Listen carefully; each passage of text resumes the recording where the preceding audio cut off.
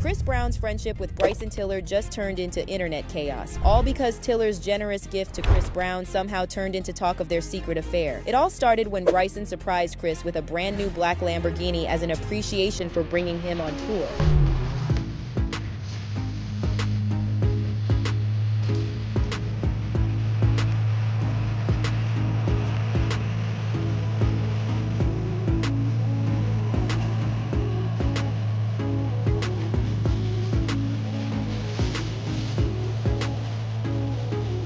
Sounds innocent, right? Just one artist showing love to another. But what came after that gift is what got people talking, because singer Kevin McCall jumped online claiming Bryson's gesture was zesty, hinting at something deeper going on between him and Chris. Now, before we get into that, let's back up a little. Bryson had just finished opening for Chris on the Breezy Bowl 20 Stadium Tour, a massive run that had fans going crazy across North America and Europe. Bryson literally called it the best run of his career, thanked Chris for being a great human, and gave it 150% every single night. So when the tour wrapped, Bryson wanted to show love back. He posted a video of the Lambo with the caption, "Thank you, Chris Brown. I know you didn't need another Lambo, but I'll forever be thankful for bringing me on your first ever stadium tour." And that's where Kevin McCall, who's got his own rocky history with Chris, slid into the chat and started throwing shade. He reposted the clip and dropped a messy caption saying Bryson's move was sus, adding tags like #gay pride paperwork party coming soon. People started arguing in the comments. Some were laughing it off, saying Kevin's just jealous because he didn't get invited on tour. Others even called it a desperate grab for attention and that he was hating from outside because he couldn't even get in. The craziest part is that Kevin used to be cool with Chris,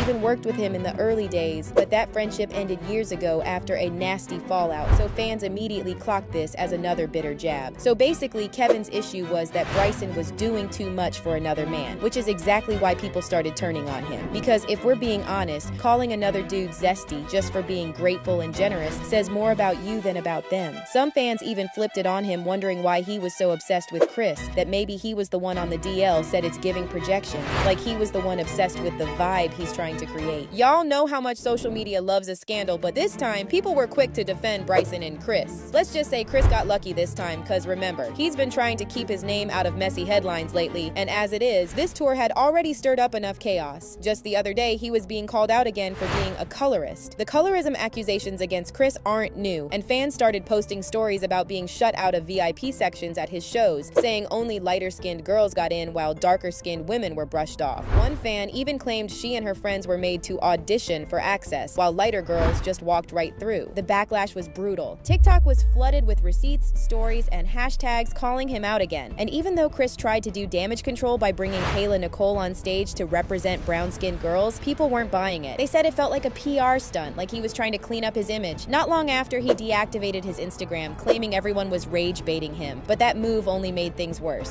So yeah, between the colorism drama and Kevin McCall's messy rumor, Chris might have survived this latest chaos, but his reputation is still hanging by a thread. So far, neither Chris nor Bryson has said a word. They have been smart enough to know that even denying McCall's claims would only make it bigger. It's getting wild because word going around is that NBA Youngboy just dropped a so-called kill list, and the names tied to it, Lil Baby and 21 Savage. That rumor alone has the rap world shaking, and it didn't come out of nowhere. This all started after Youngboy's Atlanta concert, the one where he performed I Hate Youngboy live for the first time in that city, calling out O-Block, Lil Baby, and anyone tied to King Von. But what really set everything off wasn't even the lyrics, it was who he brought on stage. Lil Tim, the same guy connected to King Von's death, in the exact same city where Von died. The way it played out, it didn't feel like entertainment anymore. It felt personal. Now, people online couldn't believe it. Videos started flooding TikTok and X, Youngboy performing with Lil Tim while fans screamed every word. It didn't look like tension, it looked like celebration.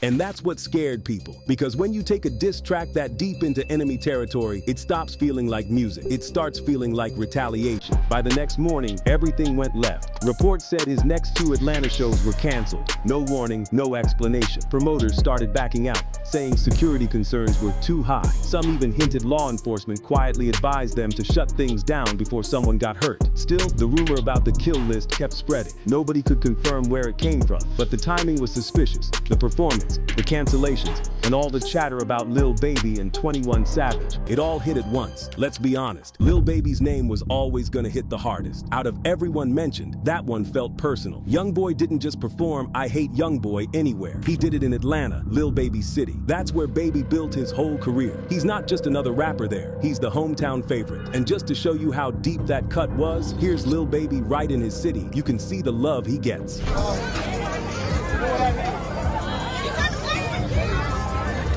Hey, that's the next one too. So when Youngboy dissed him on his own turf, people took that as pure disrespect. Insiders even said Baby's camp saw the concert as an open challenge. Not a joke, not a stunt, a direct shot. And after that night, word spread fast. Promoters started avoiding bookings with either artist on the same lineup. Security teams were told not to overlap events. Nobody wanted to risk the fallout if those camps ever crossed paths again. 21 Savage hadn't even said Youngboy's name. But because he's tight with Lil Baby, his name got pulled straight into it. People online started acting like 21 was next. Every time Youngboy posted something cryptic, someone said it was aimed at him. 21 though, he stayed quiet, which, if you've been paying attention to him, means a lot. When 21 doesn't speak, it's not because he's scared, it's because he's calculating. He moves quiet, but he moves smart. Got him and Quando, and a lot of this with dirt. So a lot of ain't gon' we Youngboy shit because they dirt.